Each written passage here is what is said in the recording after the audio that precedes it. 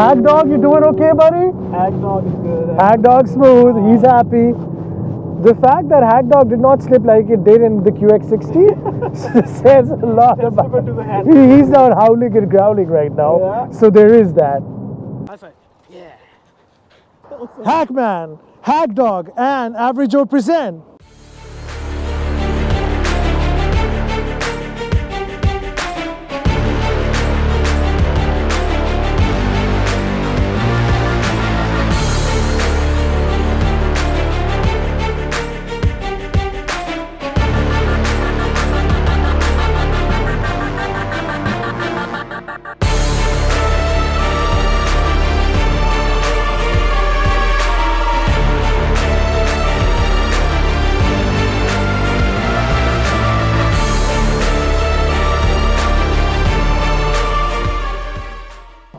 I've never been a big fan of the grille. I know you would beg to differ on that, so please tell us your enlightening thoughts on the front of the car. I think the restyled grille in the front, I found is working for you. It's working for me. Okay. And I think that's what actually pushed me back from looking at a Lexus.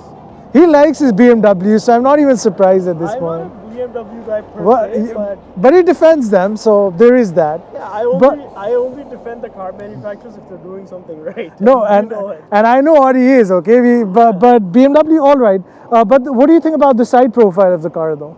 Nothing special. Yeah, same. It's a crossover, you know. It's nothing, like you said, it's nothing special. Yeah. It reminds me a bit of the RAV4 somehow. If you just look at the lights. And the CHR. Yeah. Right? Yes. They look very similar. Very, very similar. So, but you said CHR doesn't come in hybrid yet. No. Right? So yeah. So this is from Lexus's side, I believe, was the first choice as a hybrid. They want you to get in the premium market because in Toyota it's actually the Highlander, which comes in one variant of the hybrid, by the way. Yes, and I was talking to a consumer. And the reliability. They said they had some issues with theirs out of warranty. That's it. That is also one thing I want to find out, if the hybrid system really is reliable as a long-term car, right? I agree with you.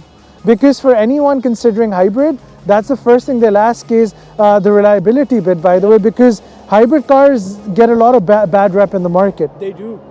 Now, since we are on the topic and someone has really loud music here, why don't we take it for a spin? Let's do it. Check out how it is. Hack Dog is excited. Hakman, straight up. I'm seeing this car for the very first time, and first thing I noticed was the infotainment screen, by the way, the size of it. Yeah. And the other thing that initially caught my attention was the analog clock that you have. It really looks classy and adds that sense of you sitting in a luxury vehicle, right? And something that I found absolutely incredible the first time I looked at it was your digital display cluster, how it moves. Yeah. That animation is sick. It is. It looks like it's geared towards younger people when you sit in it. Yeah. And we're sitting in an F Sport, which is red in color. The seats on the F Sport, because they're different. Yeah. They have that red stitching along with those nice bucket feel. Absolutely. And it's a very comfortable seat. It is. To be in. It is. And long drives, as driver and passenger. Yeah. Very, very good, comfort in that. I might, this is something that I will touch on later anyway. Yeah. The back seat and the trunk space is a little cramped. And I saw that. We talk about that. But I also really like the touch of the steering wheel. It's something that you lay your hand on something constantly every single day of your life, and it feels right when you touch it. It does. It feels premium.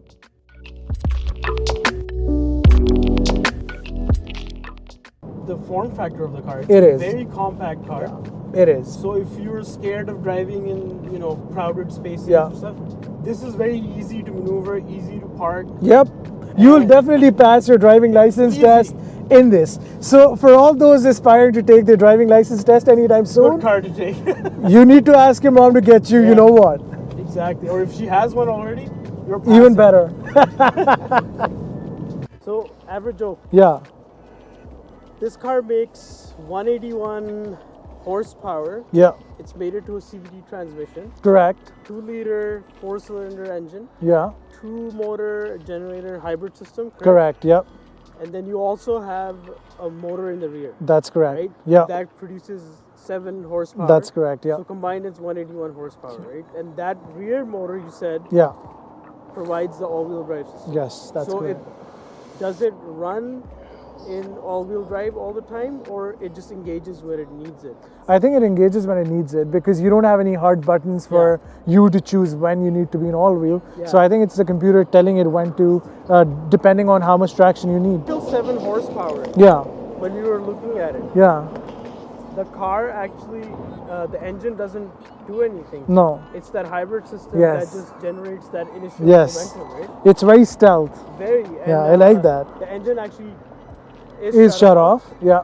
The hybrid system just takes over. Yeah, absolutely, which is great for you because you lose the most fuel in idling, by the way. Yeah.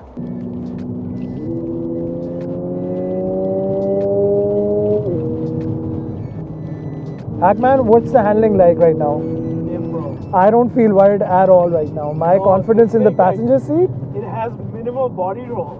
it has no noticeable body roll whatsoever, and that's fantastic. Yeah, the only downside to Yeah. the thing is like it upshifts on its own. Okay, So, but you know, a lot of cars these days Yeah. they do it for you.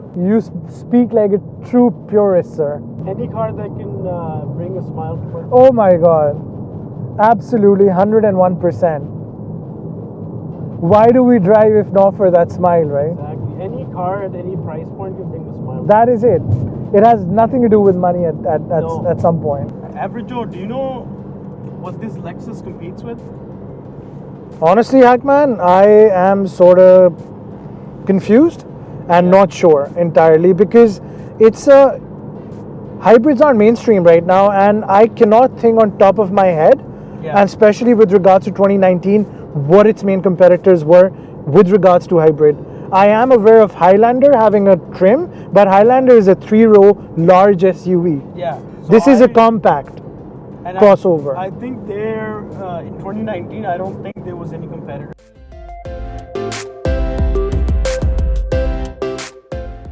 The biggest pro on this car is the mileage, and Lexus says it's anywhere from 38 to 41 miles to the gallon, Yeah. which basically translates into about 5 liters to 100 kilometers on a long drive, Yeah. and about 6 to 6.5 liters in the city to 100 kilometers. And that is phenomenal value for money, by the way, Yeah. because when you look at where the gas prices are at right now, and cars on average give you anywhere from, honestly, a Honda Civic would give you about 9 onwards, by the way, Yeah. in the city, if not worse, okay? Yeah. You are doing significant savings when you own hybrid. And on to add to that point, the tank on this is it's a very small tank, Right. and I believe it's less than 40 or 45 liters. Right. This car has different drive modes based on your driving style, Yeah. which is phenomenal. If you choose between, say, sports, normal, or eco, this car is already very fuel efficient to begin with. And if you're very, very conscious about fuel economy, you have an option to actually put it into an eco mode on top of that. Yes. I find that to be pretty amazing. and like the sport mode on this, Yeah. especially, not that you were buying it for it, but Yeah. if you ever have to drive it, you were very impressed by how punchy it is. It is. And it responds right away, It really does. especially if you're in manual mode with the pedal shifter. So I it's a good package. That's for a small car. that's such a valid point. The fact that I wasn't expecting, my hands didn't even go on the paddle shifters when I actually started driving this car because I really genuinely wasn't expecting it. Yeah. But it's a very nice surprise, and honestly, it's very, very smooth when you actually get into it. So I sort of enjoyed that based on the fact that, hey, you're getting good value for money when you have paddle shifters in a Yeah. car at this price point. Other positive on this, it handles amazingly. And you were saying earlier that you feel like it handles like the good old GTI. Yeah, this was very, very enjoyable when I was putting it through its paces. Yeah, And for me, that's a huge plus. it is. And I think, like, you know, a lot of people will say, oh, GTI this and they're way better. Yes, they are. We're not saying that this is God, you know, this is better than Right. a GTI, but Yeah. it reminds you of that. The handling characteristics, Handling right? characteristics remind you of that. Because the car makes less than 200 horsepower, Yeah. but it's nimble. And it's supposed to be a daily driver Yes. within the city. Yeah. This car is geared towards that person Yeah. who's driving this in the city. And I felt like in very, very tight spaces, It has a brilliant turning radius, by the does. way, which really helps you when you are going through cities with very narrow streets, for example. So they really managed to do a very good job there. It's also, I find, to be the sound deadening in this car. What do you have to say about the noise in the cabin? So I find it very, very quiet, and Yeah. the reason is, you know, that this was a long term for us. Yes, to drive it's been around. your daily driver for a while now, Yeah, right? for like I think 7-8 days. Right, absolutely. And that's more than enough time for me to be like, okay, you know what, this car is very, very quiet. Yeah. Even at speeds at 120 plus. Yes. On the highway, honestly, Hakman, to add to your point, I genuinely was very surprised by how stable it was at high speeds when I was driving on the 401 earlier today. It doesn't feel like a tank. I wasn't expecting, like, you know how the wind pressures or Toronto's weather in general tends to be very aggressive? Yes. It was absolutely very, very well healed when it came to how it was handling all of these external factors, by the I way. agree with you, man. Braking. Oh, yeah. It brakes like a freaking sports car. It really, honestly, Hakman, when I was flooring it earlier in sports mode, I was very, very impressed by its braking distance. Yeah. Was spectacular, by the way. It is. And it's, I felt my jaw, buddy. you just press it lightly Yeah. and the brake catches. Oh yeah, absolutely. So you really have to get used to it. And- But and- once you are, it is probably like one of the best brake systems Yeah. for in a while that I've sat in. No, I was genuinely impressed by that. And plus, how they mix the two drivetrains to basically charge up from the engine to the electric, power. Yeah.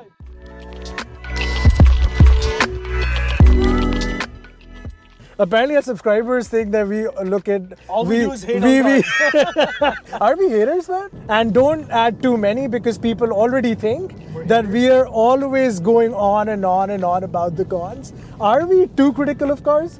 I don't think we're haters. It's just, I find we're just trying to find the best bang for your buck. Yeah, And this is not a cheap car. it is not. It is, I believe, brand new. The owner was telling me it was around 56,000 Canadian. Which is a lot of money for a compact crossover entry into the market, I agree. right? I agree, and it's not like, you're paying 56,000 for a lot of space and all that. My first thing when I opened that door, Yeah. I was like, where's this? Like, where's the backseat space? Like, there's no leg space. So add to that. I was earlier showing you Yeah. how I was trying to sit behind myself, and you said that I looked like I was a packed sardine. Yeah, you looked like you were sitting in a Hobbit car. I know I'm a big guy, but that was a little too packed for me. I felt like I was being sculled away to China on a long ass flight. Okay. I agree. And Not a very pleasant feeling. and then we opened that trunk, Yeah. And and the trunk has. did you see how hardly raised space. it was? Look at Hack Dog. He's a medium-sized dog. Yeah. He is sitting uncomfortably right now. Yeah, Hack Dog. So we'll try to make this drive short. Yeah. Because otherwise he will start letting us know. Hack Dog deserves better in life. I agree. And I think you've raised a very, very important point with regards to that. And honestly, the first thing, and this is something I nearly wanted to say in my initial impressions as well, but for me, the biggest con is this is, as you mentioned, a $50,000 plus car when they bought it. Yeah. When you touch the doors Yeah. or rest your hands on them, what do you touch? It's plastic. Hakman, And it's not like, is it justifiable at this price point No. to have cheap plastic? No, because like some people, they like to put their hand and Exactly. drive. Yeah. And honestly, like, it is very uncomfortable. It doesn't feel very comfortable when I accidentally graze it, right? Yeah, and to add to that point, with the dash being so good and Yeah. well laid out, Yes. this basically takes all of that away when you look at the sides. That is so true. This does not feel premium to me. This, I was genuinely surprised by that. Hakman, I was thinking in today's day and age, how some people have to park in really tight spaces. And this is a car meant for the urban jungle. Yes. And it doesn't have a 360 camera. No, it doesn't. It just has the front and rear parking sensors. How And does the that rear make camera. sense? I know, because like 360 at this price point usually should be standard. The climate control, Yeah. because there's no sync button for you on. Would you like to on the explain dash. why I didn't like it? Yes. So the button that changes the flow of air, Yeah, when you press it, yeah.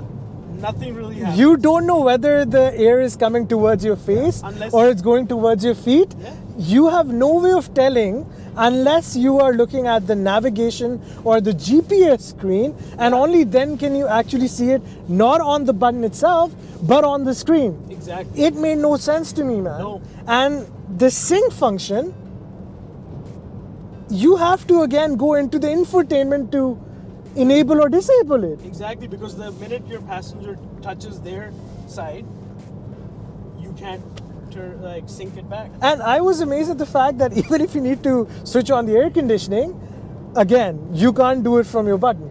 It's a good size screen, I'll give it that.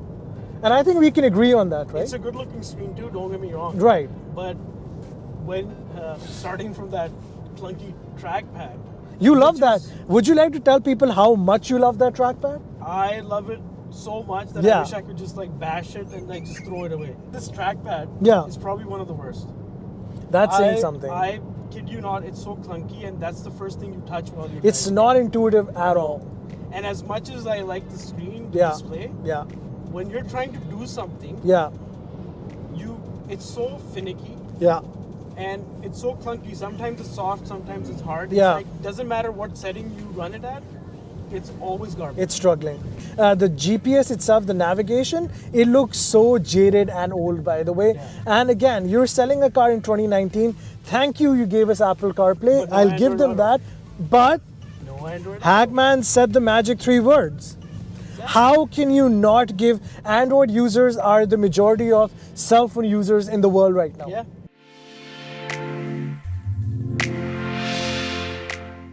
It's still Lexus quality when it comes to your comfort and driving. Yeah. And just the fact that it reminds us of a GTI is a big. That's great. Like, that's the bestest compliment we can give to a compact size car. 100%. Right? Yeah. I mean, I know this would be categorized as a crossover, right? I believe so. The UX stands for Urban Xplorer. Exactly. So it's a crossover. Yeah. And I think they did a pretty good job of making sure it handles well. It significantly reduces the noise in the cabin. Yeah. It gives you great fuel economy. Yeah. I think they checked some really, really important boxes here. But overall, what are your thoughts and your final departing thoughts for this car that a user with that sort of price range and someone who doesn't have a very large family just wants to be in the urban jungle, for example, maybe lives downtown, for example, what would you say to such a buyer? There's hardly any EV with all-wheel drive Yeah. that will cost you less than 50,000. Right? Yeah. So if you get something like this for the time being, and you still have some warranty or certified pre-owned, Absolutely, warranty, agreed. I would go for it if I don't have a big family. If it's only like two of you, or Makes sense. two of you are like a baby, that's all you can fit in this. Yeah, and grocery. I agree. It's Absolutely. It's not really a long trip car, so if No. you have something else, Yeah. it would be a good buy as something, just to drive around the city. I agree. And honestly, in the end, it depends on exactly what sort of needs you have, Yeah. what you are looking for in the market, and how much fuel economy or budget in general matters to you, because this is a car made for people who are very price sensitive with regards to fuel. Yes. If fuel economy is your priority and you don't want to spend 60 plus thousand On an EV right now? this might be a good car to consider. Absolutely, I and 100%. you're okay with the space issues that we Yeah. talked about. Again, every car has its pros and cons, but Absolutely. if fuel economy is your prime criteria and you're okay to spend anywhere from 40 to close to 50,000 used Yeah. with warranty, not a bad option.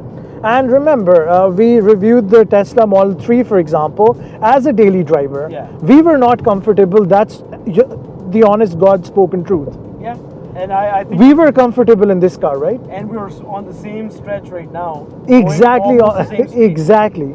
So I feel like as a daily driver, Yeah. this is a much more compelling option, Yeah. in all honesty, at a much lower price point. Yeah, so to sum it up, if fuel economy is your top priority Yeah. and comfort, and you can forego that space issue, I think it's a very good car to buy. What do you think? I 100% agree with you. And this is a very good conclusion to draw, that at the end of the day, this is exactly what brings the most value to this car. Yeah. And this is exactly who the target audience for this car would be. Hack Dog had the best day. He played some golf, right? He did, and he was so tired that he's like, you guys can do the outro. So that's it for today's episode. See you guys next week. Hackman, Average Joe signing out.